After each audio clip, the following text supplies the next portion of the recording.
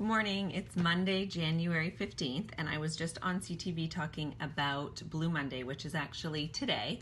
It's known as the most depressing day of the year, and for good reason. I mean, the high of the holidays is over, and some people may not be sticking to their New Year's resolutions. They may have gained weight. We're less social. It's dark. It's cold outside, and some are in debt from the holidays.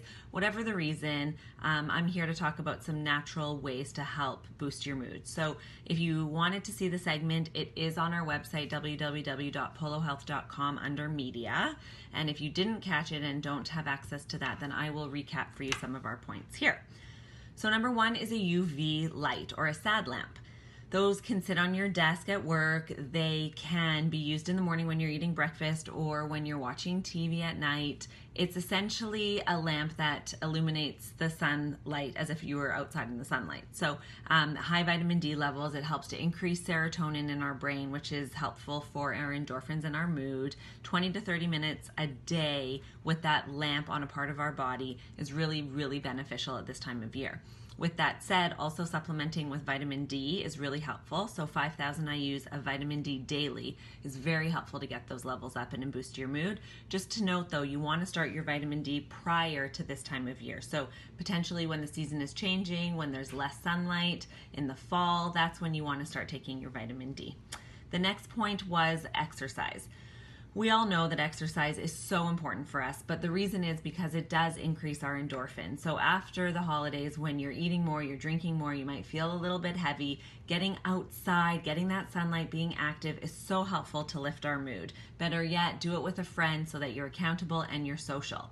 That brings me to my next point, which is staying social. We go from a time where we're so social, we're with friends, we're with family, we're laughing, and we're busy, to this time of year where everyone goes back to their routine, they're back at work, back at school, and people are less social at this time of year. So staying engaged, making dates and plans with friends for a games night, a movie night, going out with some girlfriends for a glass of wine, going to a book club, anything that just keeps you engaged with other people is really helpful. The next point that I want to talk about is food and supplements. So I call it mood food, and it's basically anything that's high in omega-3s. So salmon is really helpful. Egg yolks are really helpful for vitamin B12. You can do nuts, you can do avocados, you can do chocolate, which is great. Any of these omega-3 rich foods that help boost your mood.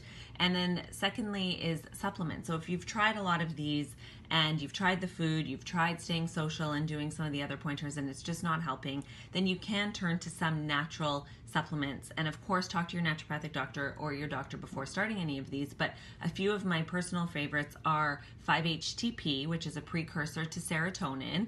Serotonin is so important to help lift our moods, and a lot of the drugs or antidepressants on the market work by increasing your serotonin levels. So trying 5-HTP can be great. St. John's wort is another fantastic herb that you can try as a tincture to help with depression. You can do B12 daily or get B12 injections weekly. Omega-3s or fish oil is helpful. And then there are some others like GABA and valerian and some of the other anti-anxiety herbs that we'll talk about as well. And then, doing sleep and gratitude journaling. Those are the last two. So number one is sleep. We all know that if we're not sleeping, we're not rested, then we can be a little bit grumpier. So aiming for 8 hours a night in a dark room. So use your sleep mask if you need to, and get off your phones, get off your tablets, shut that down at least an hour before bed so that you can get into your deep REM sleep. And then your gratitude journal. If you have broken your New Year's resolutions, don't be down on yourself. Just pick back up, start again, and maybe break that large goal down into smaller, more attainable goals. What went wrong and how can you fix it? It's not too late to get started again. And keeping track of a gratitude journal just to remind yourself every day of what you're grateful for and what you have in your life that enriches you and what to be thankful for and appreciative of. That can really help when you're feeling down in the dumps, to just go through that checklist and realize, yeah, I do have so much to be thankful for and to be happy about. Anyways, those are the tips. I hope that helps, and we'll talk to you soon. Thanks.